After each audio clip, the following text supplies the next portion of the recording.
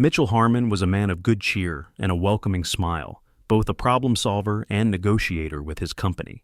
He did quite a bit of traveling in his position, but would always leave a detailed schedule with his wife Stacy whenever he would go anywhere. Stacy, a lawyer with a large firm, likewise gave him her schedule in great detail, as they both had done for years. This time, work took Mitchell to Los Angeles from Tuesday through Saturday. He had planned to catch the 9:15 p.m. return flight on Saturday, expecting to be back with Stacy by 1 a.m. Sunday. As was his practice, his car was parked at SeaTac Airport. But by Thursday morning, the business deal was suddenly closed, and the contracts were signed by 11 o'clock. A pressing problem on the East Coast needed the attention of the group he had been working with, so Mitchell was free to take an earlier flight home. Eager to surprise Stacy and make it back by dinner, he took the 1:45 p.m. flight and ran to catch it. As soon as the plane reached a reasonable cruising altitude, Mitchell called Stacy's office from the in-flight phone. "Jensen, Sharon, and Anderson, how may I assist you?" the receptionist greeted cordially. "Oh, where's Dana?" Mitchell sounded surprised. Stacy's direct line usually went through to her personal secretary, Dana. "Mrs. Harmon's secretary is off today and tomorrow. Can I help you with something?" The receptionist responded in a cheerful voice. "Could I speak with Mrs. Harmon?" he asked. She's currently tied up. I'm not certain when she'll be available. Would you like to leave her a message?" There was a slight hesitation in the receptionist's voice. Mitchell's instincts, honed by years of reading people, picked up on the subtle shift. "No, that's all right. I'll try again later," he replied, ending the call. This short talk stuck in his mind, and by the time he had reached Seattle, he couldn't clear off that uncomfortable feeling. Stacy had said the night before that she would be at the office all day. He also remembered that Dana rarely took days off whenever Stacy was working, unless she was sick. Something didn't feel right. He arrived home at approximately 6:35 p.m. to find the house dark and empty. For him, this was unusual. Stacy usually came home by 6 p.m. whenever she had to meet with clients. He dialed her office line again.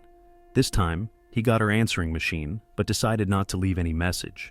After unpacking and freshening up, he made a toasted cheese sandwich and sat down to eat, his mind filled with questions. It was 8 p.m. Still no Stacy. By now, he was really getting worried that perhaps she had had an accident. Of course, he reasoned, if that were true, then surely someone would have phoned him. He was restless, pacing the floor, unable to sit. When he dialed her cell phone, he heard the out-of-service message, which meant that it was turned off. By 9:20, that suspicion had become a gnawing concern. Just then, his phone rang. "Mitchell, I was starting to get worried because I hadn't heard from you. Then I realized I'd forgotten to turn my phone on. So sorry about that." "No problem.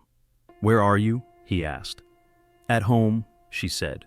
Mitchell detected a subtle shift in the tone, or was he imagining it, of her voice. "I was just finishing up in the kitchen. It's been lonely without you here." "I've missed you too," he said warmly, trying to push away the unease. Mitchell's gaze lingered on the empty, dim kitchen in their home. "No wife here," he noted to himself. "I tried reaching you at the office this afternoon," he said, leaving the words to hang in the air, waiting for her response. "I was there," Stacy replied after a pause. "They told me you couldn't be interrupted. Was there something important going on?" he pressed. Yes, I was working with Martin McBride. He helped me straighten out that Melrose account issue. I owe him for that," she said, her voice carrying a hint of something Mitchell couldn't quite decipher. "And guess what? Turning that disaster around might actually secure me that partnership. Mr. Jensen all but promised it," Stacy said with an excited tone. "Isn't that fantastic?" "That's wonderful, honey," Mitchell replied warmly. "We'll have to celebrate when I get back. I only wish I'd been there to help kick it off." "Don't worry, love. Are you still on track to be home Sunday?" Stacy asked. "Yes, right on schedule." "Great. We'll start the celebration then. It's going to be lonely in this big bed tonight without you." They spoke for a few more minutes, catching up on household matters before ending the call. As he sat in silence, Mitchell's mind churned over the subtle inconsistencies in Stacy's words. Until tonight, he'd believed in the strength of their marriage without question. Now, an uneasy doubt had crept in, filling him with an apprehension he couldn't ignore. Mitchell Harmon was not one to sit idly by when confronted with uncertainty. Trained to work under pressure and gather facts swiftly, he knew he had to uncover the truth if his suspicions were valid. He started with a thorough examination of Stacy's belongings, carefully documenting anything that seemed unusual and putting everything back exactly as he had found it. He checked her clothing, her dresser drawers, her closet, and eventually turned to her medicine cabinet and the home computer. The computer revealed nothing, but her closet was another story. Gone were her more casual outfits. No tennis clothes, for example, but her elegant black cocktail dress, a sophisticated pantsuit, and her best high heels were all missing.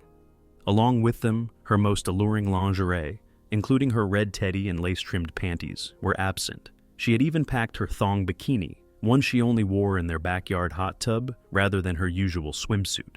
Perhaps most telling, her birth control pills were missing from the cabinet, a clear indication that she intended to stay overnight. Since Stacy had mentioned working closely with Martin McBride, Mitchell decided that's where he'd begin his investigation. He located McBride's address in her office Rolodex. They had an older green Ford Explorer, typically reserved for camping trips and excursions to the Cascades. Unassuming and common, it wouldn't attract attention like his Mercedes might.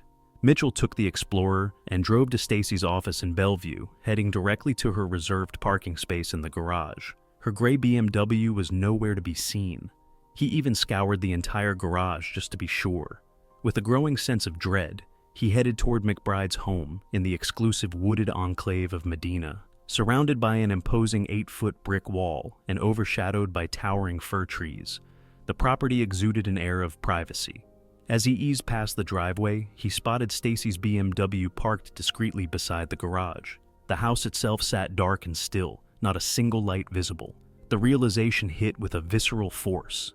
The loss of love, he realized, can be as devastating as the finality of death, either creeping in gradually or striking with sudden, brutal intensity. For Mitchell, this discovery brought immediate, unbearable pain.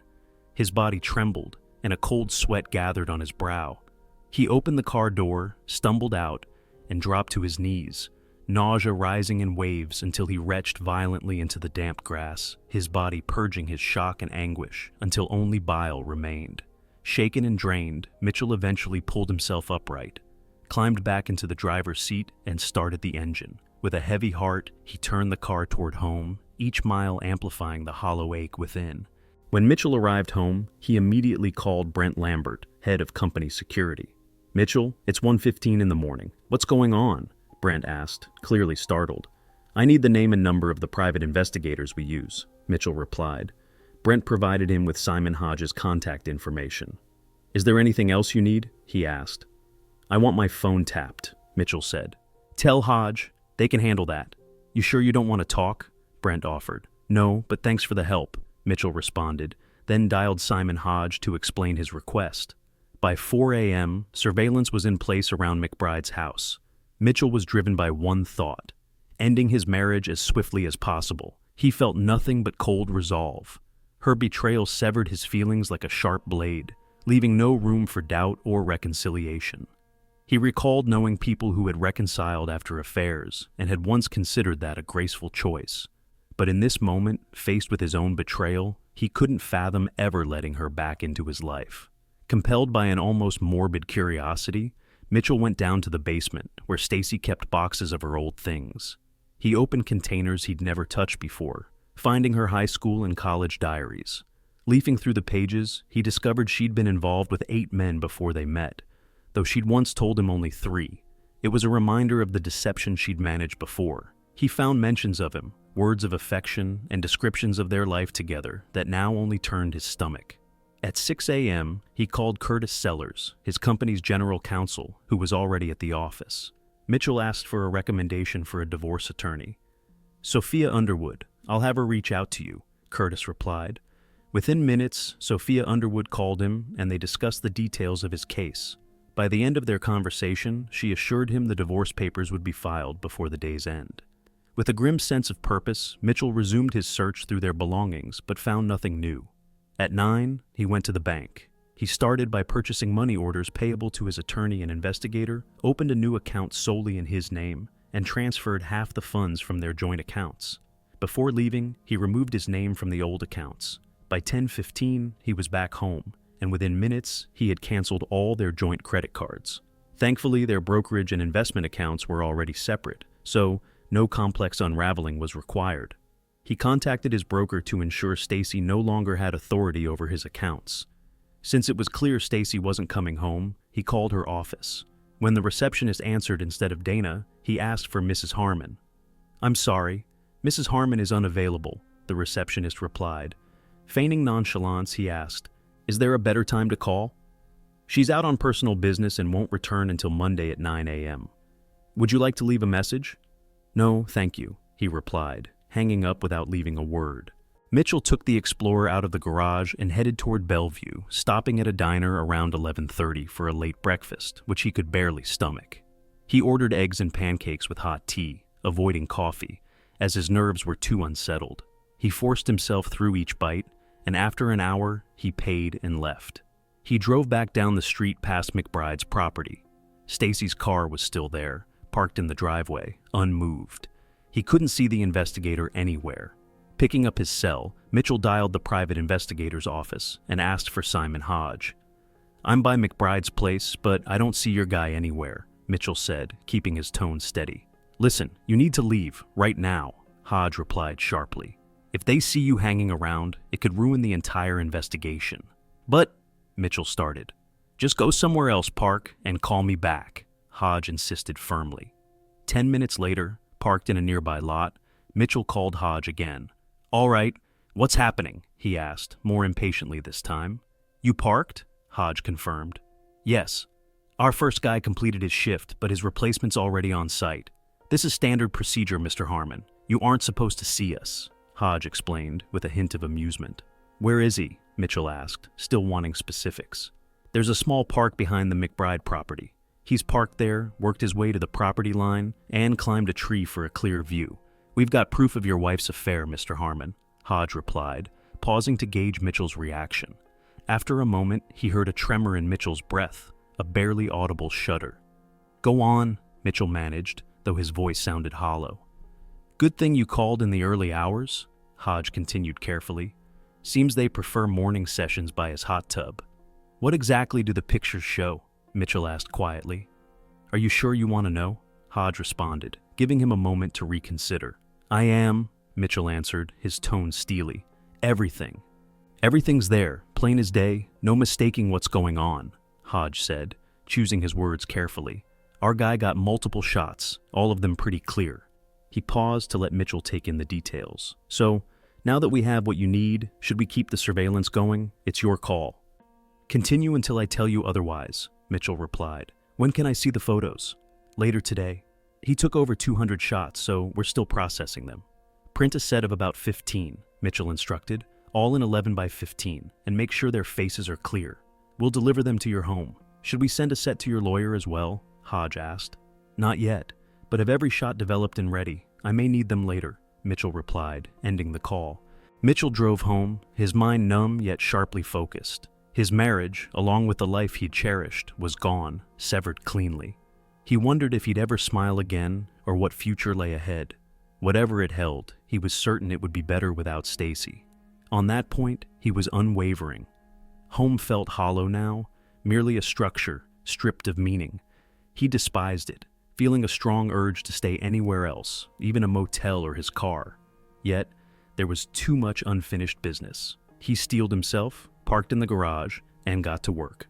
His first call was to Ashley Stanton, a realtor and longtime friend.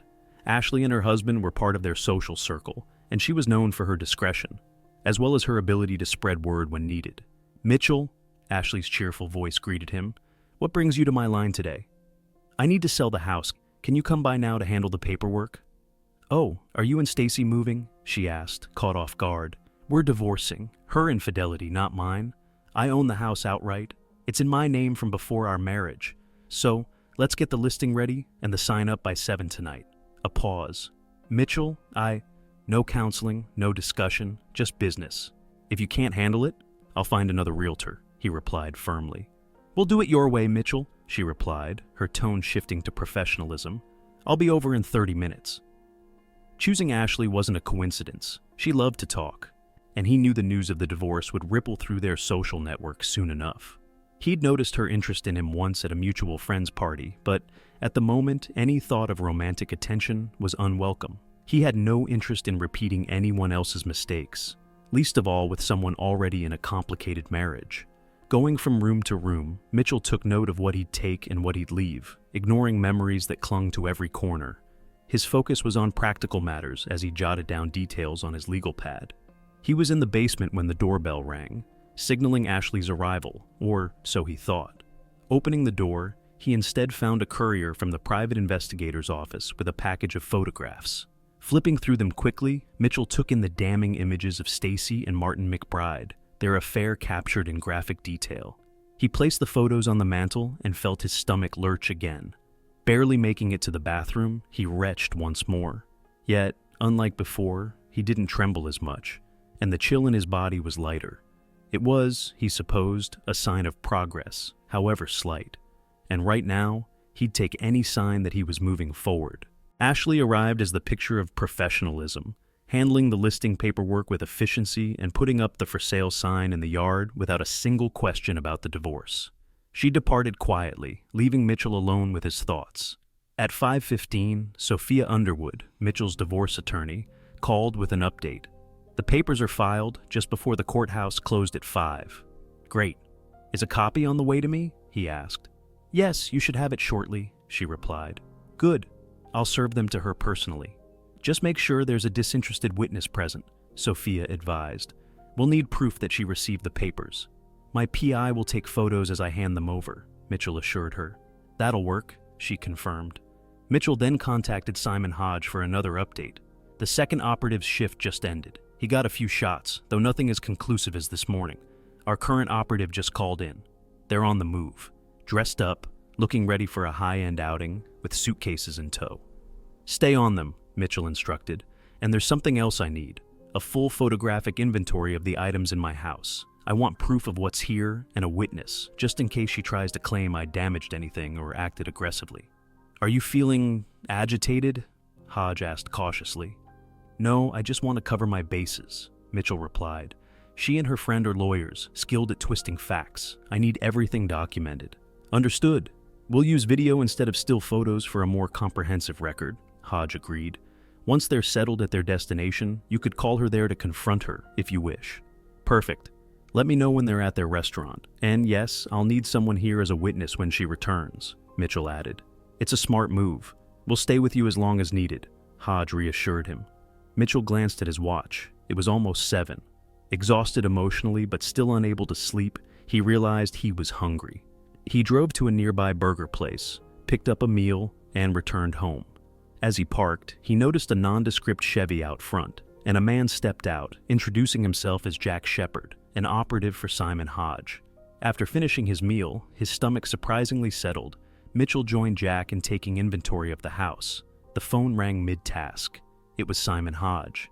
They're dining at the Queen Victoria Hotel on Vancouver Island, Simon reported, and they've reserved a room for the night. Have they already checked in? Mitchell asked. Yes, they registered as Mr. and Mrs. Martin McBride, Hodge informed him. Hearing Stacy use another man's name as if it were her own brought Mitchell no anger, only clarity that their marriage had reached its end. Thanks, Simon, he replied. I'll call her now. You might want to alert your operative. She may be on the move again after this, Jack Shepard observed as Mitchell set up recording equipment on his cell phone. Does this look right? Mitchell asked, ensuring he was ready for what lay ahead. Shepard gave the equipment a quick check. It's set up perfectly, he confirmed. Mitchell switched on the recorder and dialed Stacy's cell number. She picked up on the third ring. Mitchell? She answered, her tone more irritated than pleased. What's going on? Is everything okay? It's been a long, exhausting day, he replied calmly. How about yours? Busy, but productive. Got a lot cleared off my desk, Stacy responded. Where are you right now? He asked, catching the ambient sounds of a restaurant in the background. In our bedroom, at home. Where else would I be? She answered sharply. Maybe guilt was nudging her tone, Mitchell thought. I figured you'd be at the house, he replied casually. Listen, you know my grandfather's old watch? One of the guys here is a collector, and he thinks it might be valuable. He needs the serial number off the back to confirm it. Could you check it for me? Mitchell glanced at his watch, counting the seconds. It took 9 before she replied. Honey, you're not serious about selling that watch, are you? It was a family heirloom, left to you by your grandfather. You once said you wanted to pass it on someday. I'm not selling it, Mitchell replied, just curious about its worth. So, where are you again?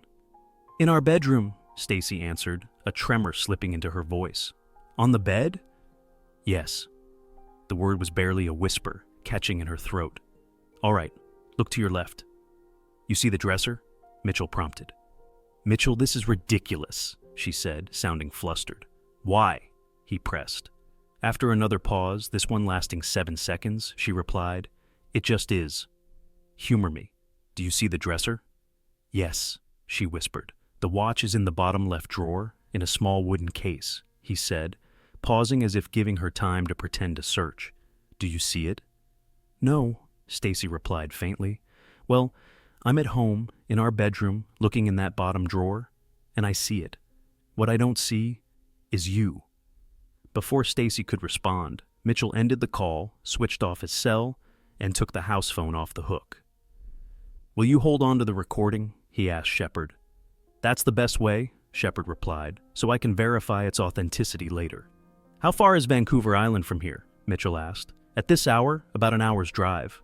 Then I've got about 50 minutes to finish what I need to, Mitchell calculated. Do you have any firearms in the house? Shepard asked. 2, Mitchell replied. I'm licensed for both. Let me keep them for now, Shepard suggested. Good idea. Mitchell retrieved both pistols in their cases, and Shepard ensured they were unloaded before securing them in his vehicle. When Shepard returned, he glanced at Mitchell. First divorce? Yes. You're handling it well, Shepard noted with respect. Thanks, Mitchell replied, feeling the weight of everything but maintaining his composure. Jack Shepard regarded Mitchell with a weathered face, his eyes calm yet tinged with sadness. The toughest part is still ahead, he said. I don't know if you'll want to dive right into dating again or take some time. Everyone handles this differently. Either way, finding women won't be the issue. The challenge will be trust. If you meet someone you think could be the one, can you really trust her? Will your pulse race if she's a few minutes late?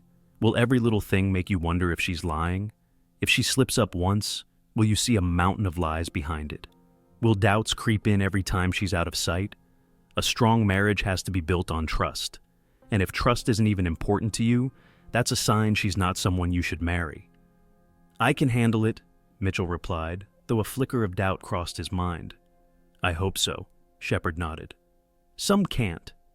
You sound like you're speaking from experience, Mitchell noted. I am. I've been a private detective in divorce cases for nearly 3 decades. I've seen a lot of heartbreak. Have you ever been married? 4 times, Shepard admitted with a small, ironic smile, and divorced 3. My first wife was also my 4th. She cheated, so I left her. But years later. So, your advice about trust? Comes from here, Shepard said, tapping his chest. And from here, too.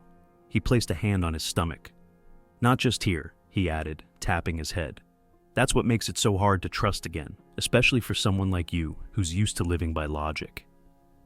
The house lay dark and locked, its exterior lights casting a glow over the front yard and driveway. Jack Shepard leaned against his car, video camera ready for what was coming. Mitchell's Mercedes was parked at the curb, loaded with clothes and essentials for the next few days, unblocked in case he needed to leave quickly. His reservation at the Holiday Inn was secured. As Mitchell took one last look around his property, the sharp squeal of tires announced the arrival of Martin McBride's Lexus, tearing into the driveway. The moment it halted, Stacy sprang out. Shepard was already filming, slowly moving closer to capture the scene. From the shadows, Mitchell watched Stacy, clad in a slinky black cocktail dress pulled from her closet. She looked different, distraught to a level he hadn't thought possible, her makeup streaked from tears, her face twisted in anguish. She froze as her eyes landed on the for sale sign, her expression shifting to stunned disbelief. McBride stepped out beside her, attempting to comfort her, but she recoiled from his touch. Stacy noticed movement in the shadows. "Mitchell?" she whispered, her voice trembling. Mitchell stepped into the light, but walked toward the sign, not her. She screamed, running toward him with arms outstretched. When she reached him, he glared and whispered sharply, "Don't touch me!" Mitchell's voice, cold as steel and full of unspoken menace, froze Stacy in her tracks, stopping her dead in place. He bent down, picked up an envelope propped against the sign, and removed a legal document. Handing it to her, he said, You are officially served in the case of Harmon versus Harmon, filed today as a petition for divorce on grounds of adultery. Mr. McBride here is listed as your correspondent. He then handed her a stack of photos. These are snapshots of you two cozying up. Just a taste of what the court will see. As Mitchell turned to leave, Martin McBride's voice cut through with a sneer. You jerk! McBride seized Mitchell's arm, spinning him around. Mitchell moved on instinct, absorbing McBride's swing against his shoulder before retaliating with a solid punch of his own. He felt McBride's blood splatter on his face, saw Stacy faint as the evidence of her betrayal fluttered to the ground around her. Did you get that, Jack? Mitchell asked, glancing at Shepard. Every last bit. Now go. I'll handle things here. Mitchell took one last look at McBride, lying battered on the ground, and at Stacy, sprawled unconscious next to the for sale sign, scattered with incriminating photos. With that, he headed to the Holiday Inn. After checking in, he went to his room and filled the ice bucket, then poured himself a large bourbon in the crystal highball glass he'd brought from home. He couldn't stand the flimsy plastic ones. Kicking off his shoes, he stretched out, placed his bruised hand in the ice bucket, and took a slow sip of his drink, letting the whiskey work its way through his frayed nerves. 20 minutes later, a knock at the door disturbed his quiet. He ignored it at first. Mitchell, it's Jack Shepard, came the voice from outside. Getting up from that chair was probably the hardest thing he'd done all day, but he managed, dragging himself to the door. Shepard stood there with a man around his age. This is Sergeant Chambers, Seattle PD, Shepard introduced. Mitchell gestured them in, then dropped back into his chair. Shepard examined his hand, pressing and pulling gently as Mitchell winced. Doesn't seem broken, Shepard observed. The officer cleared his throat. Mr. Harmon, Mr. McBride is pressing assault charges. You gave him quite a beating. They've got a surgeon working on his fractured cheekbone as we speak. Mitchell's face was impassive, his tone hollow. Life's rough all around, Sergeant. You don't care that he'll need multiple surgeries to fix the damage you caused? Sergeant Chambers asked, his tone probing. Without looking up, Mitchell replied, How do I fix the damage he did to me? I could arrest you for assault, Mr. Harmon, the sergeant continued, but Jack here says it was self-defense, and he has video evidence, though I haven't reviewed it yet. You'll have it first thing in the morning, Shepard assured. So, what happens now? Mitchell asked, his voice barely rising. No arrest tonight, Chambers replied. But if Jack's evidence shows anything else, charges will be filed. That's the law. It's a foolish law, Mitchell said, his tone dull and unchanging. The sergeant studied him carefully, sensing the depth of Mitchell's despair. After a pause, he added, You know, you're likely facing a civil suit. Not a chance, Mitchell said. A lawsuit means exposing facts to the light of day, and those two lawyers will bury this as fast as they can. Count on it. The sergeant waited, letting the silence settle before asking, Don't you want to ask about your wife? I don't have a wife, Mitchell answered without flinching. The sergeant started to clarify, Your wife. Mitchell slammed his feet to the floor, his body tensing. Are you listening? I do not have a wife. Chambers stood up slowly. Don't leave the county without letting me know. And Mr. Harmon, don't do anything you'll regret. Mitchell nodded, his face stony. Shepard turned to him, asking quietly, Want me to stay? Mitchell shook his head. I'll be outside in my car if you need anything. I'm here until midnight, then another officer will take over. Take care, Mitchell. Thanks, Jack, for everything. Left alone, Mitchell felt the weight of it all sink in. The papers were filed. His confrontation with Stacy was behind him.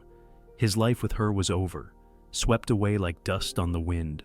Too exhausted to undress, he drained the last of his drink, crawled into bed, and pulled the covers around him. His strength finally gave way to a deep ache, and tears came unbidden, flooding over him until he could cry no more. He lay there, hollow but unbroken. He knew he would get up the next day and keep moving. The weekend would be painful, but by Monday he'd return to work, bury himself in the routine, and rebuild. Each day would chip away at the sorrow until, eventually, he would feel whole again. Someone new would come along. He knew this. His mind knew all of that, but in his heart and gut, there was a raw, empty void, an ache like he'd been gutted and left exposed to the elements. He wondered if he would ever truly heal, if trust would ever feel safe again. With that thought lingering, he drifted into a sleep as deep and still as the grave. Mitchell spent the next few months putting his life back together, with a newfound focus on personal growth and introspection. After the divorce was finalized, he took a leave from work and temporarily relocated to a quiet cabin by the coast. Here, he immersed himself in physical and mental healing, taking long walks, journaling, and spending time with close friends and family. The process was arduous, but day by day, the wounds healed, replaced by a stronger, more grounded version of himself.